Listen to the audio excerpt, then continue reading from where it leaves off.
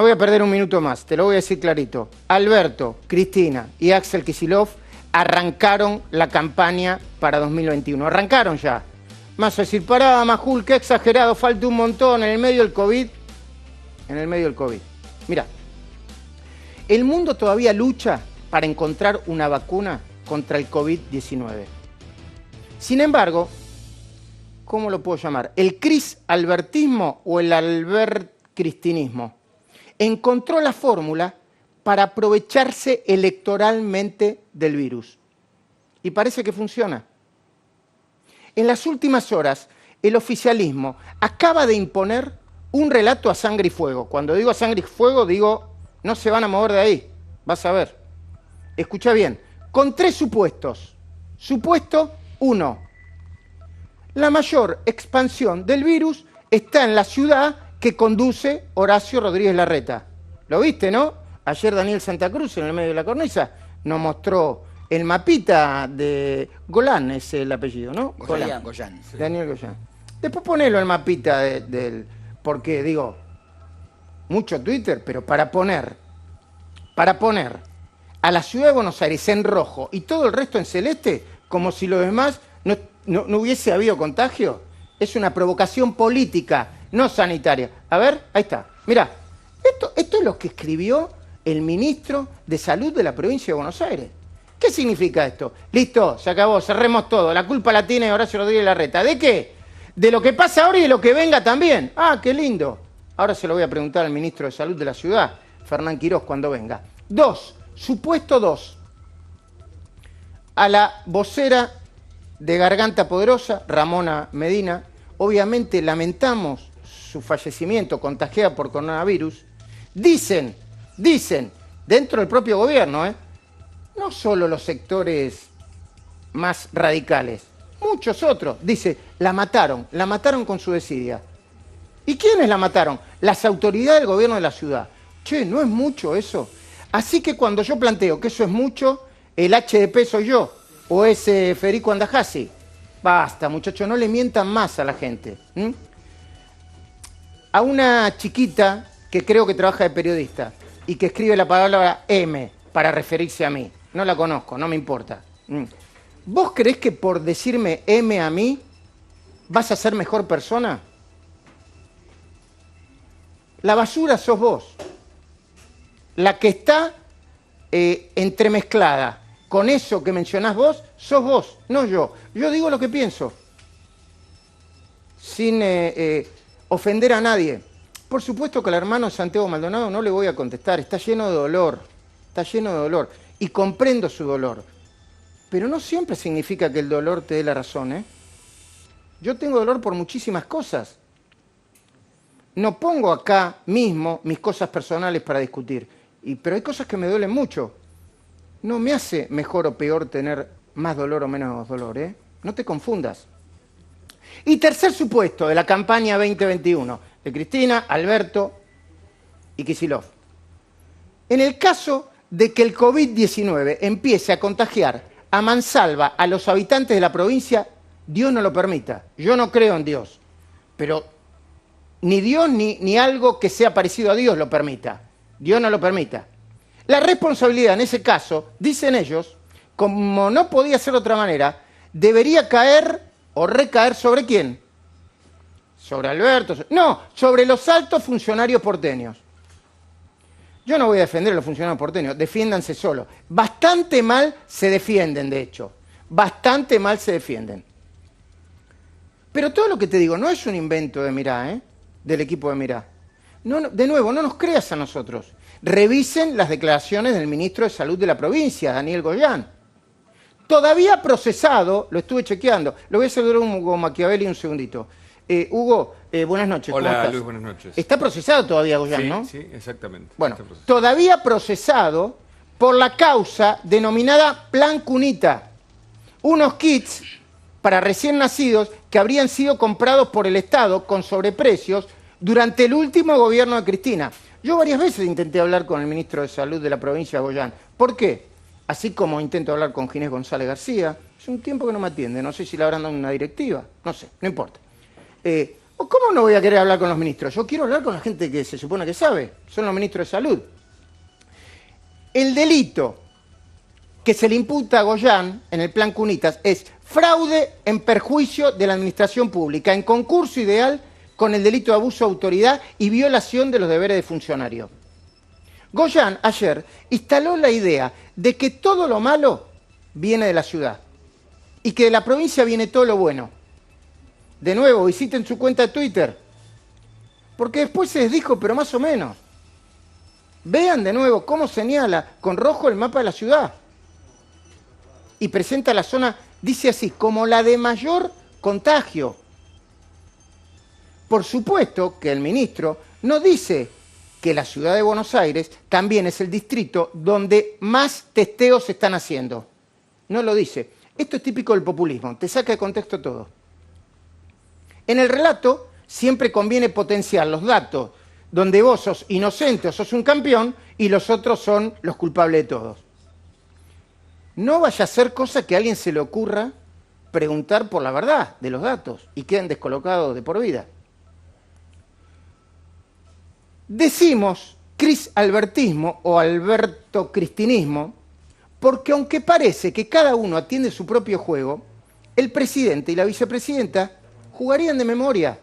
¿Viste como en el fútbol que algunos juegan de memoria? Jugarían de memoria con un mismo objetivo, la victoria en las elecciones legislativas del año que viene. Mirá, hoy Alberto Fernández, no lo digo yo, lo dicen las encuestas, está en el mejor de los mundos. Hoy, con altísimos niveles de adhesión. ¿Por qué? Debido al miedo, la incertidumbre que genera la pandemia. Alberto dice, cuidémonos, cuídate, quédate en casa, todos lo dicen. Bueno, en el imaginario es el tío Alberto que te cuida y te contiene. Muy bien. Su acertada, porque fue acertada la decisión de instaurar la cuarentena estricta a partir del 12 de marzo, todavía le rinde frutos. Y miren ustedes, ahora le voy a preguntar a Martín, ese mismo Alberto está con posibilidades ciertas de lograr un acuerdo aceptable con los acreedores externos, lo que lo colocaría en una posición de líder sensato, moderado y aceptable ante parte del 41% del electorado que no lo votó. Porque la negociación está bien hoy, ¿no, Martín? Buenas noches. Las tres propuestas que le llegan al gobierno, las contrapropuestas de parte de los grupos de inversores, son muy agresivas. Le piden el doble de intereses de lo que el gobierno está ofreciendo. El gobierno dice que puede pagar de manera sustentable 2,33% de intereses en promedio y le están pidiendo entre 4,5 y 5. Le están pidiendo más del doble de lo que el gobierno dice que puede pagar. Si llega, yo lo veo difícil en ese contexto, y si llega a haber un acuerdo, ese acuerdo desautoriza completamente la voz del ministro de Economía, porque bueno, evidentemente entonces sí se podía pagar. Te voy a hablar de política, ¿eh? No hay manera que el presidente, si quiere seguir teniendo futuro político, vaya al default. No hay manera, ¿eh? Para mí no hay manera, pero es una mirada política, no te digo lo que va a suceder. Hoy la distancia entre lo que ofreció el gobierno en su primera oferta y lo que le piden los acreedores es una distancia grande. La valuación de los bonos y de lo que está pasando en el mercado demuestra que el mercado realmente cree que va a haber un acuerdo. El mercado cree que va a haber un acuerdo, pero insisto, el acuerdo implica que el gobierno va a tener que ceder mucho de lo que prácticamente el doble va a tener que pagar de lo que dijo que iba a pagar o de la propuesta que hizo. Muy bien, ya llegó el ministro de Salud de la ciudad, Fernán Quirós. Ministro, buenas noches. Buenas noches, Luis. Bueno, hay muchas cosas para hablar, ¿eh? ¿Cómo no? Muchas cosas para hablar. Y por supuesto, con el tema de la deuda y con el tema del COVID, el presidente sigue manteniendo una centralidad en la agenda pública que ni siquiera soñaba cuando asumió, no la soñaba.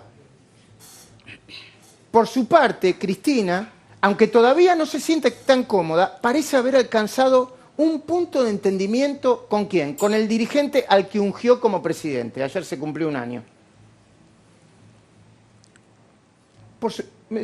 ¿Tenés información? Claro, tengo información. ¿Tenés información adentro? Claro, yo hablo con todo el mundo.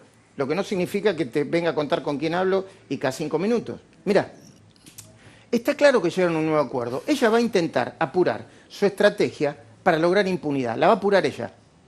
El presidente no se va a poner a la cabeza de esa estrategia de manera ostensible, pero la va a acompañar. están jugando claramente policía bueno y policía malo. Perdón, con la ciudad también están jugando policía bueno y policía malo. Alberto aparece en la foto con Horacio Rodríguez Larreta y Kicillof y Cristina y los chicos grandes de la Cámpora le pegan para que tenga Horacio Rodríguez Larreta. Policía bueno y policía malo. Peronismo en su estado puro. Ahora que los días pasaron, parece mucho más claro lo que habrían conversado o acordado en la famosa cumbre cuyo contenido nadie reveló. Yo no lo tengo. Las cuestiones de la deuda y el COVID-19 lo tienen que haber hablado. Esto no es adivinanza. Si no lo hablaron, no pueden ser ni el presidente ni la vicepresidenta. No pudieron haberlas evitado. Pero habrían incorporado otros temas que están jugando ahora mismo. La reforma judicial y la eventual reforma o ampliación de la Corte de Justicia tendrían que haber sido parte de esa charla, sí o sí. ¿Por qué? Porque están operando hoy mismo sobre eso. ¿Habrá terminado de convencer Cristina Alberto de proponer una ampliación de la Corte con más jueces amigos de ella? Porque tiene varios juicios abiertos. La reforma de la justicia va a incluir un nombramiento masivo de más de un listado de 200 jueces que están sobre el escritorio del jefe de Estado, de Alberto, listos para ser aprobados por la vía del Senado. A ver, pensá junto conmigo, yo siempre te invito a pensar. El ataque extemporáneo, porque fue extemporáneo, de Alberto a María Eugenia Vidal por el tema de los hospitales en la provincia de Buenos Aires. A ver, mira, Alberto Fernández es cualquier cosa menos desinformado o tonto.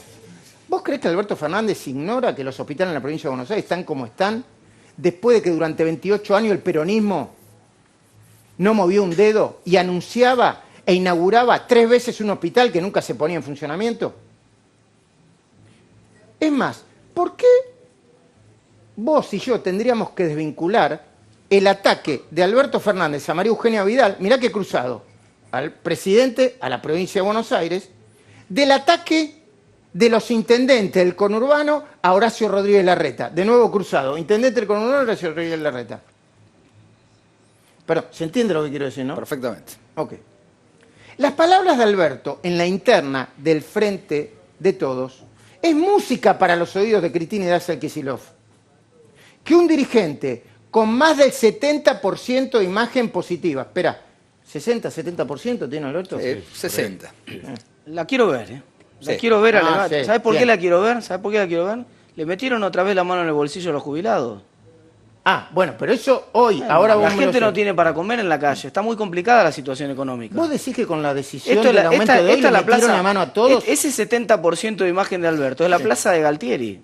Es la plaza de Galtieri en las Malvinas. A ver, El explícame más. 70% de imagen de Alberto es la plaza de Galtieri en las Malvinas. ¿Por qué? Porque sí, porque es una... No, todavía no estamos viendo las consecuencias que va a tener el conjunto de medidas que está tomando el gobierno. Mejor dicho, las que ya vimos son las consecuencias económicas, que son devastadoras. Vamos a ver cuántas pymes terminan cerrando después de toda esta situación. Ya hay un montón de gente que no tiene para comer. Hay sectores populares importantes. eso- ¿Qué jubilado va a votar un gobierno que sistemáticamente le mete la mano en el bolsillo como se la acaban de meter de vuelta ahora, mientras estamos hablando? No te olvides darme el detalle de eso, porque Ahora lo vamos a hablar, ahora te lo voy a información de contar las con lujo de últimas horas. detalle, te lo voy a Sí. contar con lujo de detalle. Bueno, pero lo que decís vos, de nuevo, estamos en una situación muy compleja, porque también están jugando con un discurso peligrosísimo. Nosotros somos la vida, dice el gobierno, y todo lo demás son la muerte. Cuando vos decís, las pymes, en 2 minutos te hacen un meme a vos, Martín Tetaz. Cuando vos decís, Bueno. te están cayendo las pymes, no quiere cuarentena, Martín Tetaz, vos estás a favor de la No, pero muerte. yo no dije que no quería cuarentena. Eso es una burrada. El que dice, si alguien dice eso, se olvida que yo milité el inicio de la cuarentena como correspondía, fue muy acertada. Lo Sí. que estoy pidiendo es que sean inteligentes, Bueno, que gobiernen perdón. con datos, que usen datos, son un Bueno. gobierno de científicos. Usen los datos. No puede ser que mantengan poblaciones encerradas, sin clases, sin actividad, en lugares donde no hay contagio, donde no hay circulación viral. Bueno, no ninguno- puede ser que no sean inteligentes para... hay actividades económicas que tienen bajo riesgo de contagio, baja incidencia, y recién en cuentagotas las están soltando. Hay un montón de sectores productivos muy preocupados con esta situación. Claro que sí, está muy bien lo que decís. El problema es que mienten. Vos sabés que ninguno de los que estamos acá, yo no escuché a ninguno decir que estaba en contra de la cuarentena, ni de las más estrictas, ¿eh? Vos me preguntás a mí y yo qué hago. Miro al ministro de Salud, Fernán Quirós. Bueno, ya lo saludé, bueno, le pregunto a él porque es el que sabe. ¿Cómo vamos a decir nosotros abrir la cuarentena, cerrar la cuarentena? No. Nadie, nunca. Le pregunto a los científicos.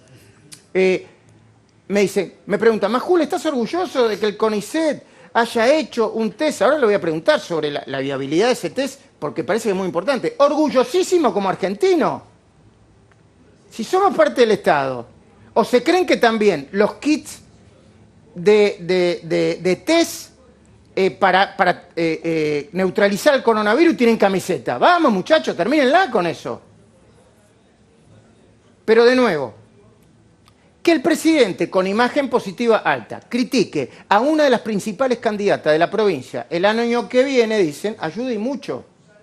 Por eso, quienes responden al gobernador le devuelven la gentileza al sacudir al jefe de gobierno de la ciudad en el distrito donde hace política el presidente, que es la ciudad de Buenos Aires. Además, esto es manual peronista. Esmerilar desde ahora a quien se puede transformar en la gran amenaza del actual oficialismo a la hora de discutir la elección presidencial es siempre bienvenido. Te empiezan a esmerilar desde ahora. Perdón, Macri no había asumido todavía, se había terminado de acomodar y empezaron a gritarte, Macri basura, vos sos la dictadura. Yo no lo defiendo a Macri, ¿eh? Bastante mal se defendió Juntos por el Cambio durante todos estos años. Decía, buenas noches, 10 de diciembre, gana Macri, asume Macri. ¿Macri basura, vos sos la dictadura? ¿Con qué se come eso? Como si esto fuera poco, está, para regocijo de los chicos grandes, de los pibes, el discurso de Máximo. No lo vamos a repetir hoy de nuevo acá, pero no lo vamos a subestimar. Sí vamos a recordar cuál fue su verdadero objetivo, porque el tono era perfecto, pero el contenido era complicado. Presentarse al mismo como un defensor de la vida, como un defensor de los profesionales de la salud, los adultos mayores, los pobres y necesitados, y a todo lo que no pensamos como él, como los guardianes de la muerte. ¡Guau! ¡Guau, muchachos! Eso es una grieta complicada, ¿eh?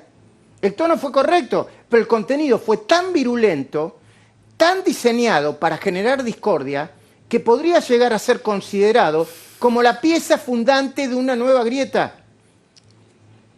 La grieta de la vida y de la muerte. Más peligrosa todavía que la movida kirchnerista que instaló la grieta de 2008 en el medio del conflicto con el campo.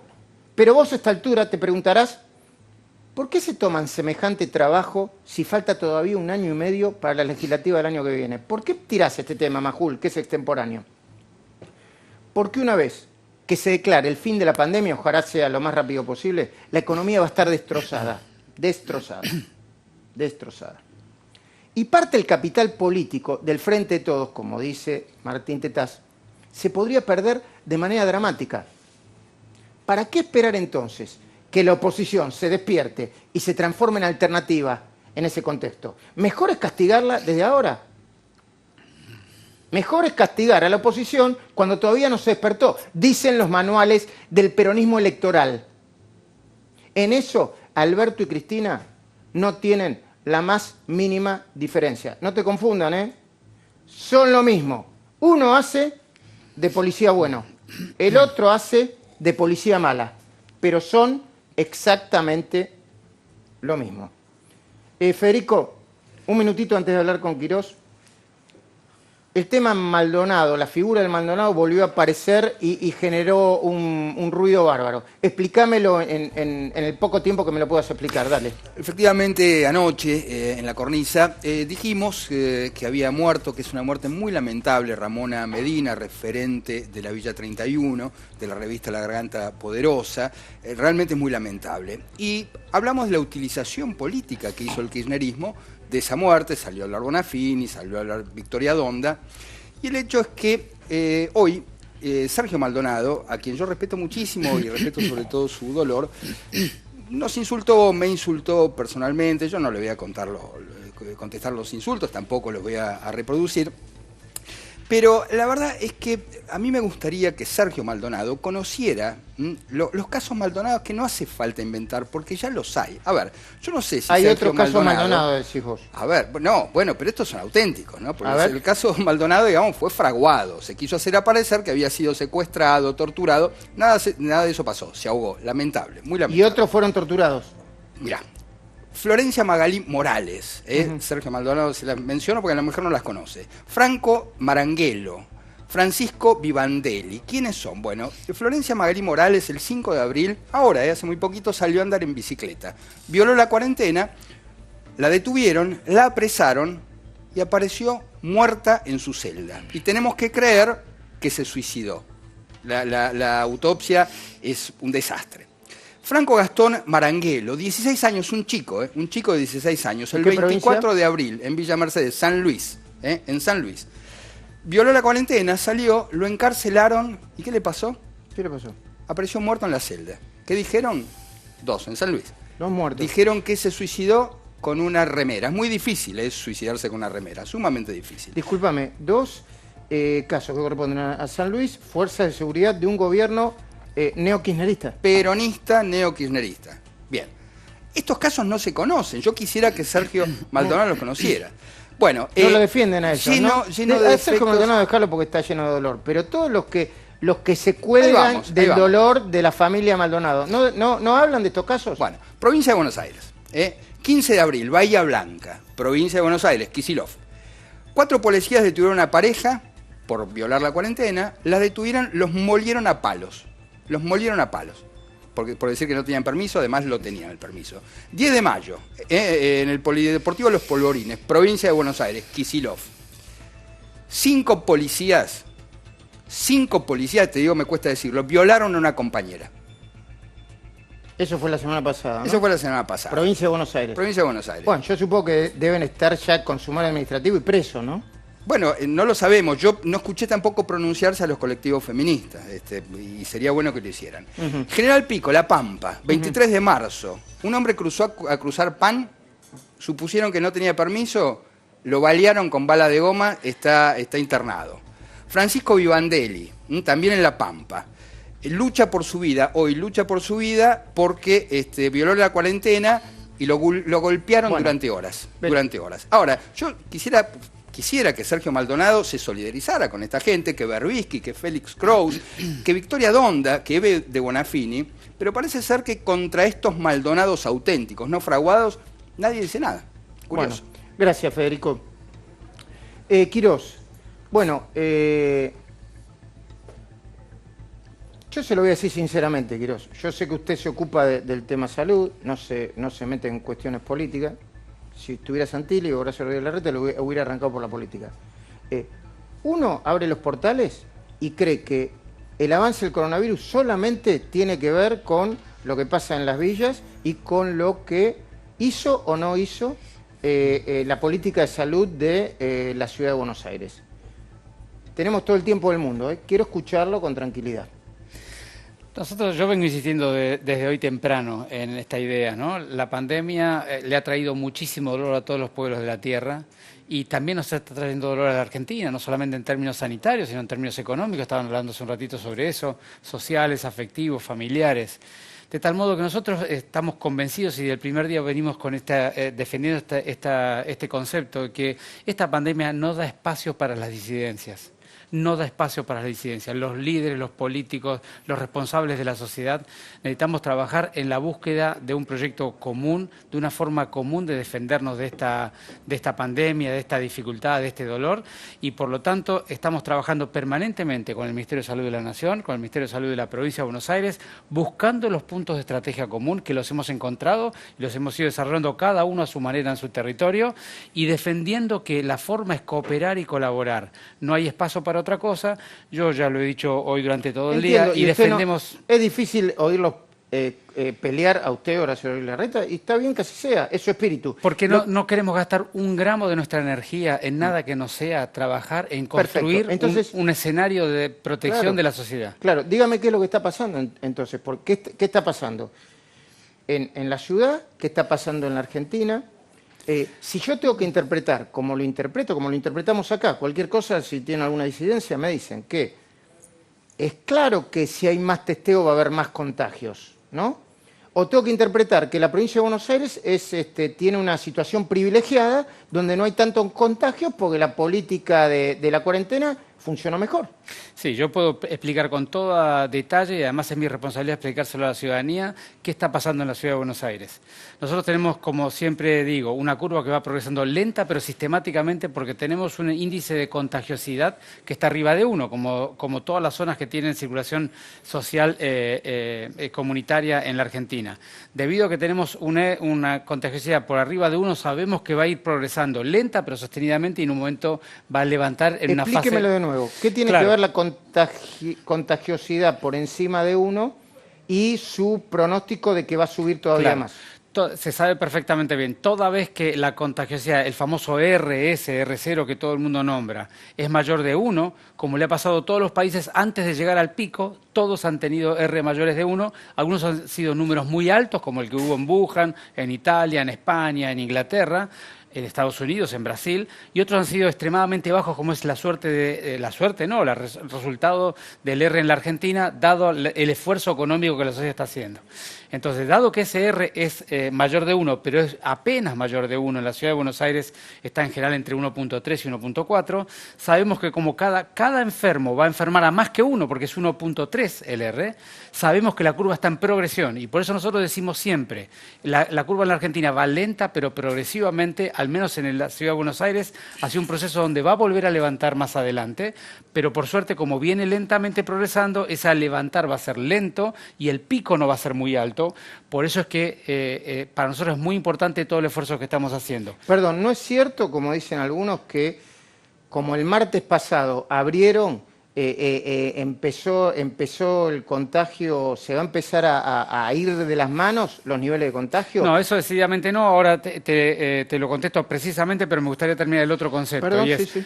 Porque es muy importante que la gente entienda. Nosotros tenemos esa curva, como decíamos, pero por otro lado, hace 7 o 10 días hemos cambiado la estrategia de testeo y hemos intensificado con una estrategia muy eficaz, que es un testeo proactivo, puerta a puerta, de las personas que tienen, que conviven o que tienen contacto estrecho con enfermos, sobre todo en los barrios más populares. Ese cambio de estrategia, naturalmente, casi que nos duplicó la cantidad de testeos cotidianos que hacemos en la ciudad, y lo cual hizo y facilitó que identifiquemos un montón de personas, sobre todo con enfermedad leve, oligosintomática, con algún pequeño síntoma, que nos ha abultado tremendamente la estadística. Ahora, para ser bien claros, nosotros todavía no tenemos del todo definido cuánto del aumento de los casos tiene que ver con la evolución de la curva y cuánto es parte de la espuma de este cambio de estrategia. Y necesitamos una serie de días para poderlo terminar, y en estos días lo estamos terminando de comprender. Quizá el jueves. Seguramente para el jueves lo vamos a tener claro, y ahí el jueves vamos a tener otra cosa clara, que es la que vos preguntabas, Luis, porque todos sabemos que los cambios de estrategia, o si quieres, los cambios de medidas de política pública, impactan 7 a 10 días posterior con lo cual todo lo que vimos la semana pasada tiene que ver con el cambio de estrategia y esto de definir cuánto es espuma y cuánto es curva. Ahora, esta semana, a partir del martes, miércoles y jueves, que se cumplen los 7 a 10 días de los cambios de las medidas tomadas la vez pasada, vamos a tener la información y la consecuencia de lo que decidimos. Con lo cual, para el día jueves nosotros le vamos a poder hablar a la ciudadanía, como lo venimos haciendo desde el día 1, con Horacio, con Diego, con Felipe, estos son nuestros datos, estas son nuestras estadísticas, esto es lo que estamos observando, esto es lo que decidimos y le comentamos lo que decidimos, y ahora tenemos esta propuesta para hacerles. Eso es lo que va a ocurrir el día jueves o el día viernes de esta semana. Martín. ¿Cuántos de los casos, doctor, están concentrados en los famosos clústeres, en estos barrios, sobre todo el barrio de la Villa 31, de 1114, de los geriátricos? ¿Cuántos, y si esos clústeres tienen alguna dinámica diferente de la que tiene el resto del contagio en la ciudad? Bueno, yo te diría, 2/3 partes de los casos tienen que ver con clúster, 1/3 parte de los casos tiene que ver con la evolución primaria de la curva de la ciudad que teníamos. Ahora, digamos, la segunda pregunta tuya es difícil, es difícil contestarla aún, por lo que yo te contaba. Como cambiamos la estrategia de testeo justamente en los clústeres, son los clústeres los que no tenemos todavía la suficiente estadística para representar con apropiación qué proporción de esos clústeres tiene que ver con el cambio de estrategia y qué proporción tiene que ver con una dinámica propia, una curva propia, como me estás preguntando. Yo quiero ser muy claro, ministro, en esto porque uno ve y escucha en las redes sociales y en los portales cosas muy preocupantes. ¿Qué pasó en el barrio 31? ¿Qué pasó en la Villa 31? ¿Por qué murió Ramona Medina? Sí. ¿Por qué murió otro referente que no pertenece a la izquierda o a la gente de Garganta Poderosa, al radicalismo, no sé si Juntos por el Cambio, lo que probaría que el COVID no tiene camiseta partidaria? ¿Qué pasó realmente? ¿Qué pasó ahí? ¿Qué pasó con AISA? ¿Ustedes no le dieron el agua suficiente?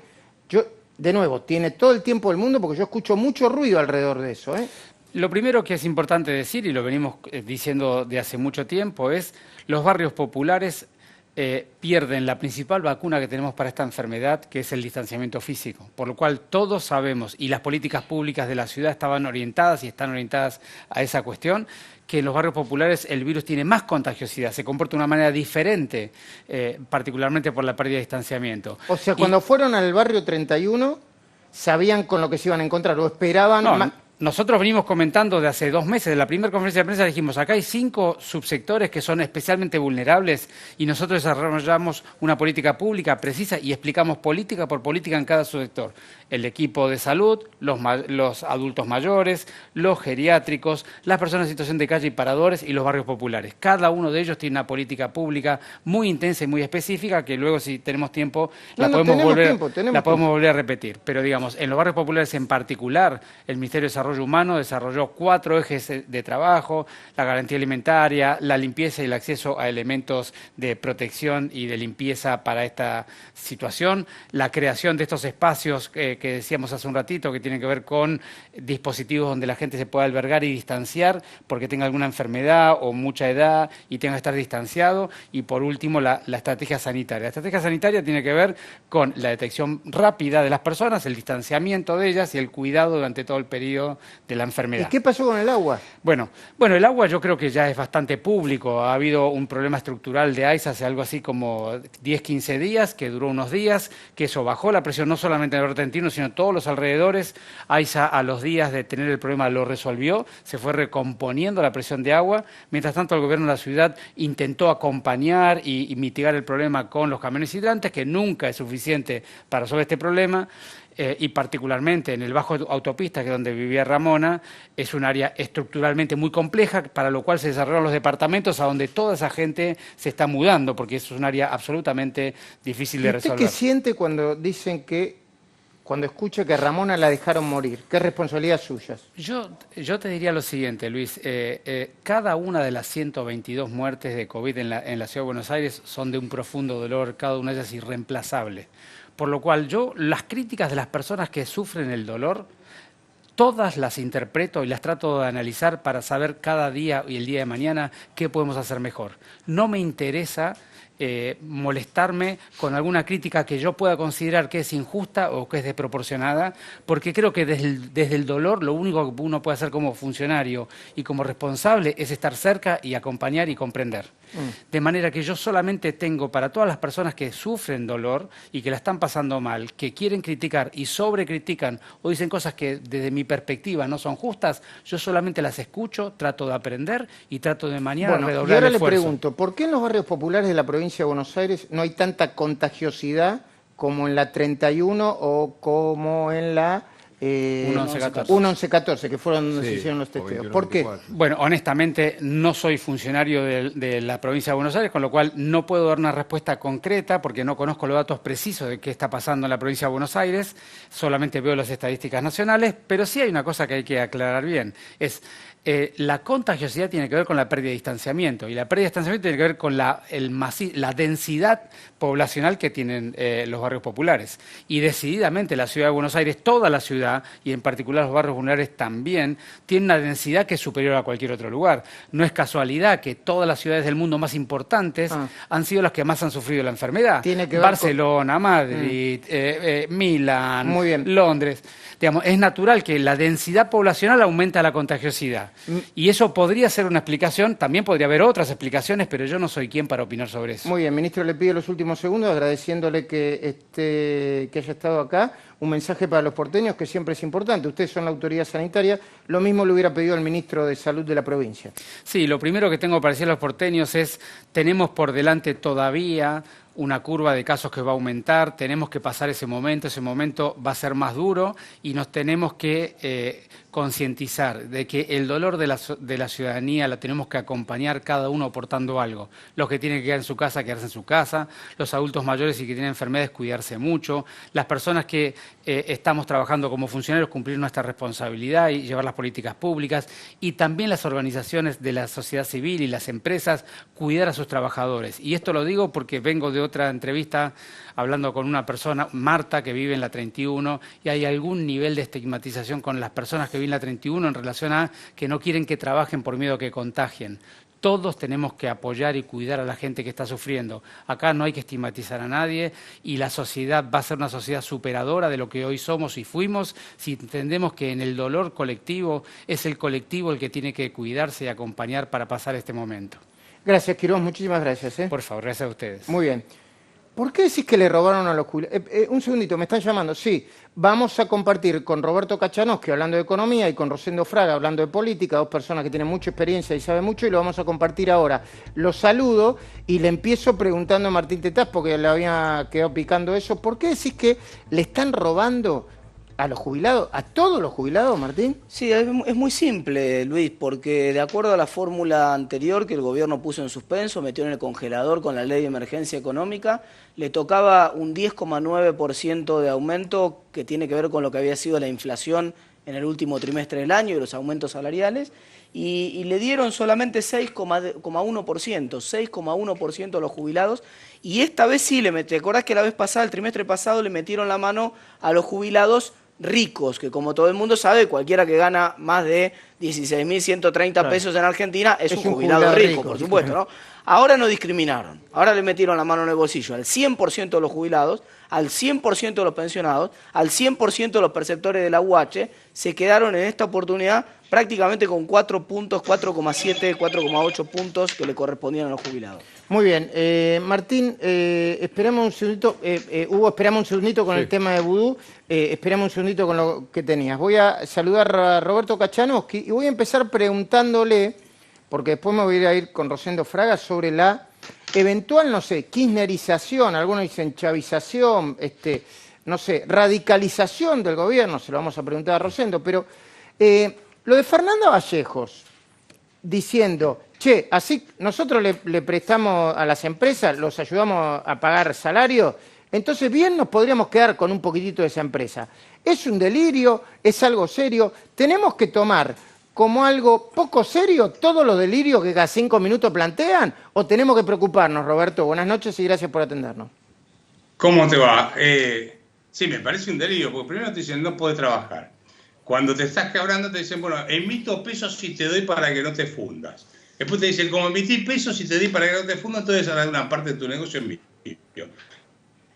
Con ese criterio yo contribuyente. Bueno, como yo estoy manteniendo un montón de piqueteros, uno de ellos tiene que venir a trabajar para mí y son parte de mí allá. Tiene que laburar.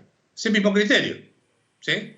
Entonces, me parece que están pasados de vuelta y yo creo que la preocupación que tienen es que la situación económica se le fue por completo de las manos. La situación económica está totalmente tapada por lo que ustedes estaban hablando antes con el ministro de Salud, ¿no es cierto? Sí. De la ciudad de Buenos Aires.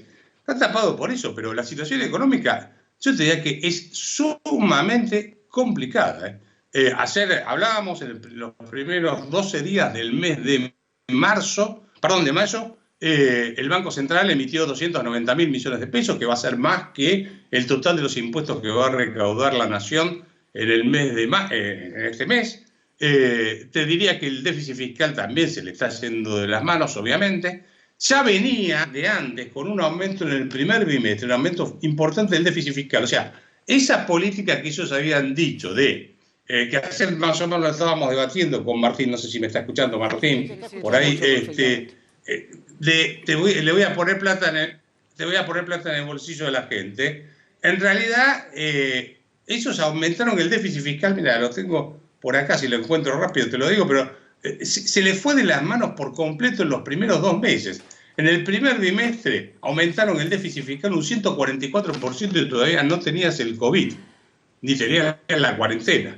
144%, y no estoy tocando nada de los números que te fritan ahí los tipos, ¿viste? Te meten cosas que no corresponden, pero no importa. Ahora, sin la cuarentena, o sea que todavía estabas recaudando, ¿sí? Porque no habías prohibido trabajar.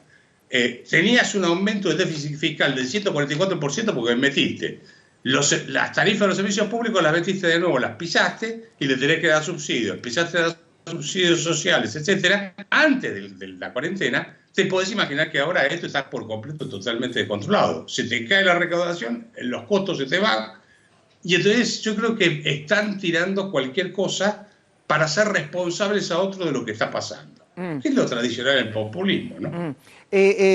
Rosendo, con Martín hablábamos de la foto del...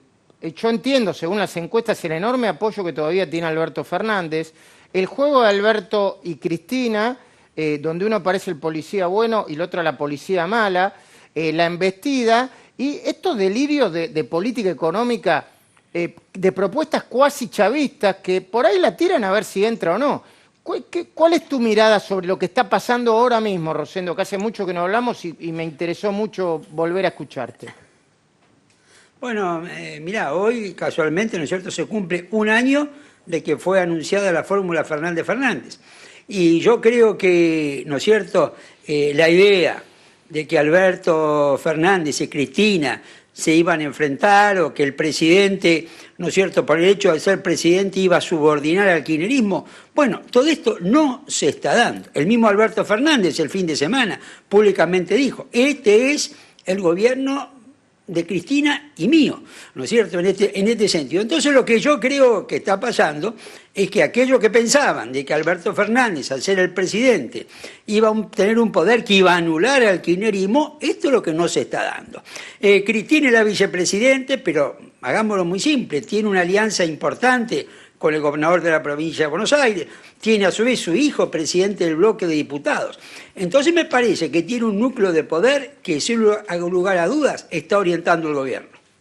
Y Rosendo, cuando vos ves que por un lado la provincia de Buenos Aires, los intendentes Kicillof le pegan a Horacio Rodríguez Larreta y por el otro lado Alberto le pega a Vidal, hay un cruce ahí que lo que tiene es a expandir el peronismo y prevalecer pegándole ahora ante unas elecciones por las que faltan mucho, pero con una economía que no se sabe de dónde puede terminar. Está bien, yo dos cosas te diría. Hay que diferenciar lo que es ideología de política. Para mí, el peronismo / kirchnerismo está golpeando al PRO más por razones ideológicas que por razones políticas. Es decir, más que por decir me pueden ganar la elección, por decir vamos a demostrar que nuestra interpretación, nuestro discurso es mejor que el de ellos. Y esto me parece que es lo que está dominando. Es decir, es más una rivalidad ideológica que está imponiendo que una competencia política, ¿no es cierto?, por la elección. Ahora, viste, vos me decís todo esto, yo dejaría la economía al costado, iría al tema social, iría al tema... La dejo porque hay dos economistas muy capaces que están acá con usted y no quiero meterme en el tema que yo manejo. Pero vayamos, acá hay dos temas que realmente me parece que son muy importantes. Paradójicamente uno es la situación social.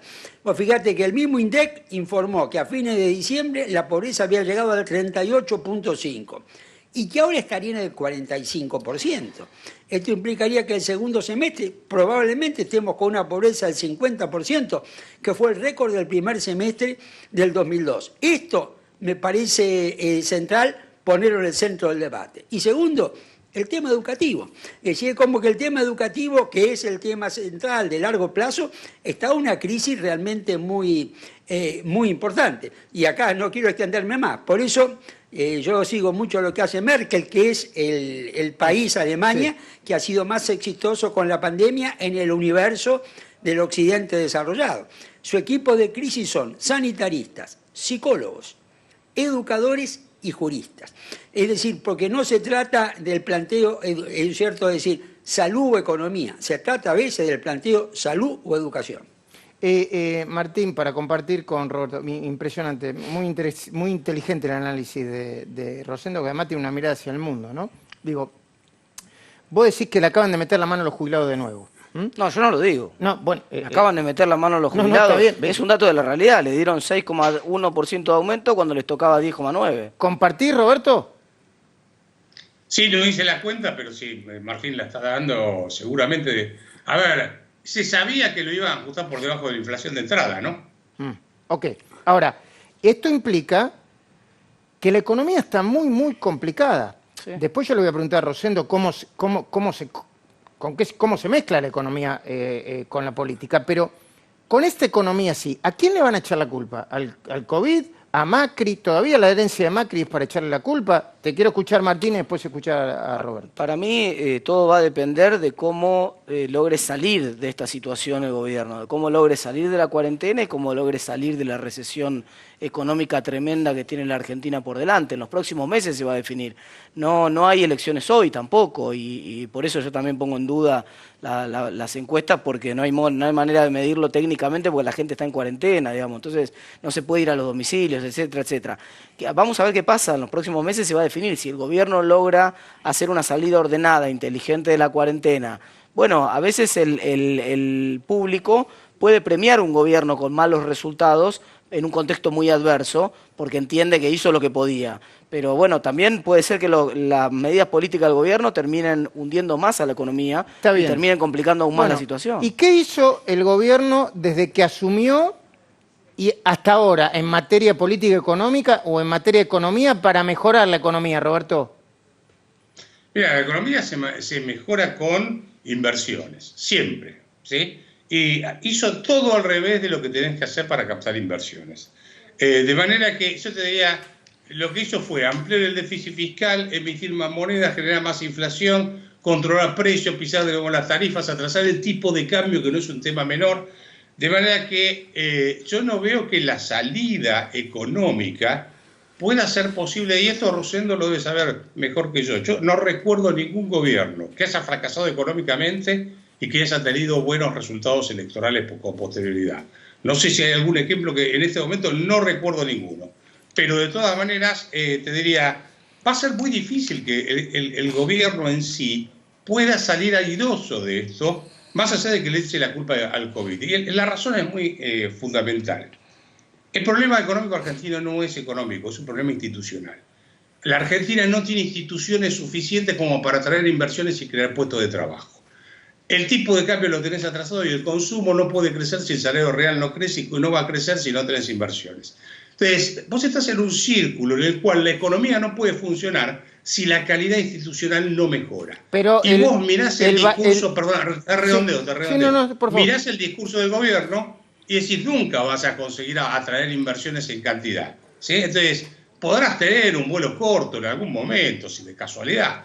Yo lo veo bastante complicado y mi preocupación es cómo termina esto. Desde el punto de vista económico, te diría que va a terminar mal. Lo que no sé es cómo termina desde el punto de vista social y político, que eso mejor lo sabe Rosendo. Sí, ahora le vamos a preguntar a Rosendo, pero ¿y por qué bajó en las últimas horas el dólar blue, por ejemplo, Roberto? Amigo, a ver, no nos podemos guiar todos los días por lo que está pasando en el mercado, pero yo te diría que justamente hoy decía, ¿qué es lo que está generando tanto optimismo de la baja del riesgo país? ¿Sí? Si Argentina, si hoy fuese una empresa, le tenés que poner el cartel de quebrada directamente. No es que está... O sea, lo que están intentando el gobierno es hacer una convocatoria de acreedores con una propuesta que no se la van a aceptar. Pero técnicamente, si esto fuese una empresa, Argentina está quebrada.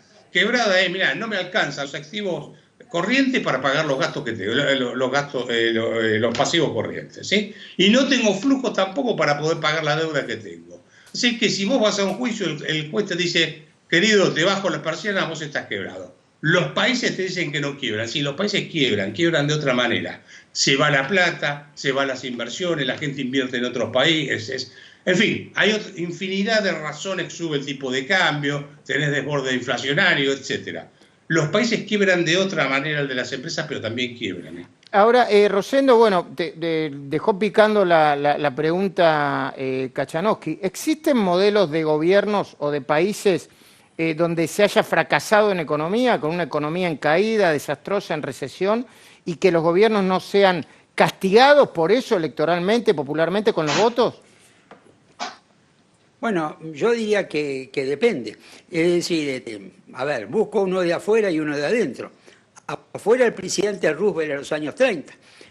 Roosevelt, con una economía que andaba muy mal en Estados Unidos, logró ganar varias elecciones presidenciales y legislativas. Yo diría que en la Argentina hay un caso, ¿no es cierto?, que, bueno, Menem fue reelecto en el 95 con 49% de los votos, con un PBI que caía a 4 o 5%. Sí, perdón la interrupción, pero con el dólar, pero todavía el dólar estaba 1-1 en ese momento, ¿no? Con la inflación bajo control. Entonces yo diría que, a ver, para analizarlo con lo que pasó, para mí era probable que Macri perdiera por dos razones. Tenía la economía mal y el peronismo unido.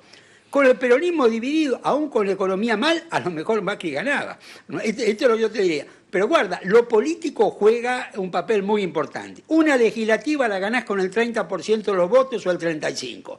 Ahora, si los que están enfrente están unidos, perdés. Si están divididos, ganás. Entonces, ¿qué es lo que yo digo? La política juega un papel para generar escenarios electorales diferentes pese a la economía.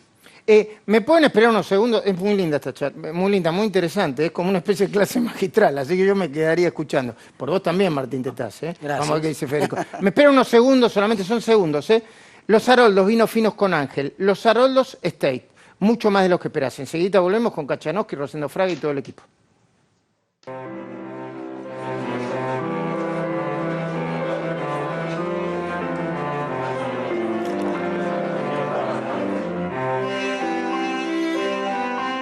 Los Haroldos Estate, mucho más de lo que esperás.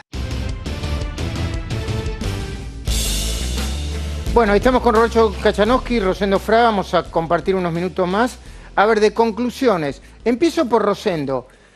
Si las elecciones fuesen hoy, ganaría cómodamente Alberto Fernández, pero las elecciones van a ser el año que viene. No te pido que nos transportemos hasta el año que viene. Pero ¿qué escenario estás viendo vos, Rosendo? Bueno, mira, falta 1 año y medio para la elección y yo empecé diciendo hace 1 año se anunciaba la fórmula Fernández-Fernández. Y en 1 año y medio es una eternidad y muchas cosas pueden pasar. Pero vuelvo atrás para ir al comentario o pregunta de Kachanowski. Yo qué es lo que te diría, de la economía, para mí lo que más influye electoralmente es la tasa de inflación. Y vuelvo para atrás cuando decíamos se puede ganar o no una elección con la economía mal. Mirá, lo que yo no encuentro, es decir, que se haya podido ganar en recesión, hay casos, acá y afuera. Lo que no encuentro es un caso donde vos hayas podido ganar una elección con un descontrol inflacionario. Por eso, yo creo que la variable de la economía que va a tener más impacto electoral, sobre todo si hay altos niveles de pobreza, es la tasa de inflación. ¿Y la inflación va a la baja o a la suba, Roberto Kachanowski? No, va a ir al alza. A ver, mientras todos que estemos acá en casa y no podamos salir, vamos a tener los pesos que no podemos salir a comprar cosas, obviamente, ¿no es cierto? Pero esta emisión de moneda que estaba comentando antes, de los 290.000 millones de pesos, que es creo que es un 28% de aumento con respecto al último día de abril, si mal no recuerdo. ¿Vos te imaginás? En 12 días tirar al mercado 28% más en plata es un problema inflacionario fenomenal.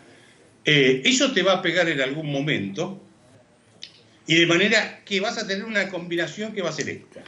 Un consumo que te va a caer porque las empresas van a estar sin trabajo prácticamente y encima con inflación. O sea que el salario real se te va a desplomar. Vos vas a tener hoy un productor de soja cobra 48 pesos por cada dólar exportado contra un dólar que cotiza 129. Una diferencia de 170%. Ya hasta exportar soja empieza a ser complicado. Y encima tenés a Heller que te dice que te va a aplicar un impuesto patria y a, ¿cómo se llama la legisladora esta que dijo? Fernanda Vallejo. Fernanda Vallejo que quiere quedarse con las empresas. Bueno, haz ese combo. Uno que te dice, si venís a la Argentina te mato y te voy a confiscar. Además te voy a matar con impuestos y encima vas a tener el tipo de cambio atrasado. Vas a tener un problema acá muy, muy serio desde el punto de vista social y económico. Y francamente, no veo la salida, porque la salida no es solamente económica, es político, institucional, económica. Les agradezco muchísimo a ambos este contacto. La verdad que ha sido un placer compartir con ustedes. Gracias a vos, por favor. Muchísimas gracias. Gracias, Luis. Bueno, ¿vos crees que los jubilados se están dando cuenta, Martín, que le metieron la mano en el bolsillo de nuevo? Por supuesto. Además que no han tenido ninguno de los beneficios que anunció el gobierno. A los jubilados todas les pasaban por el costado. Ningún beneficio recibieron prácticamente. Se van a dar cuenta y obviamente también va a empujar eso a la inflación que viene en los próximos meses. Cuando volvamos, Hugo Machiavelli con una información de último momento. Ya está llegando Carlos Pañi y su Odisea Argentina, pero atención, información de último momento, Hugo Machiavelli, ya. Atención, cerraron el sindicato, la sede central del sindicato de camioneros en la calle San José en Constitución. Hay 10 infectados con coronavirus. Se están haciendo exámenes a 150 trabajadores. Reiteramos, cerraron la sede central del sindicato de camioneros de Hugo Moyano. También me dicen que está contagiado el director del Sanatorio Antártida, que tiene que ver con camioneros y cuyas camas le entregaron al gobierno de la provincia de Axel Kicillof. Señoras y señores, quédense, no se pierdan el Odisea Argentina, el gran programa con Carlos Pañi y todo un equipazo. Hasta mañana a las 9 de la mañana en Mirá. Chao. A las 9 de la mañana.